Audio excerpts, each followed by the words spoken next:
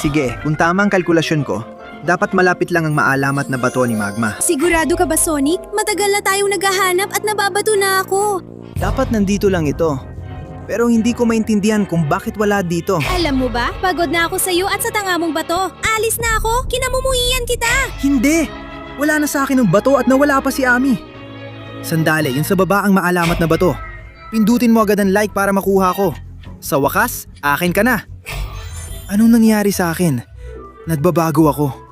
Ngayon, may kapangyarihan na akong lava. Ang astig nito.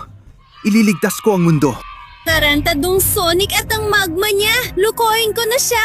Tigil kayong lahat. Panahon ng sakupin natin ang mundo.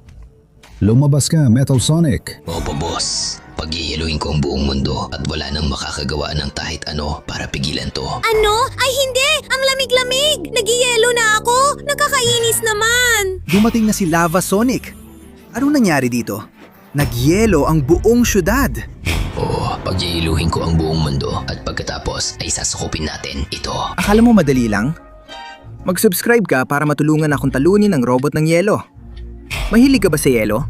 Tikman mo lahat ng lava ko. Ay hindi, naku po, natutunaw na ako. Hindi! Nagawa ko! Ngayon, aalisin ko ang yelo sa buong syudad at babalik sa normal ang lahat. Sonic, bakit mo inalis ang yelo sa buong syudad pero hindi sa akin? Alam mo naman mahal kita, di ba? Hindi mo yon deserve. Kaya comment kung anong dapat kong gawin kay Amy.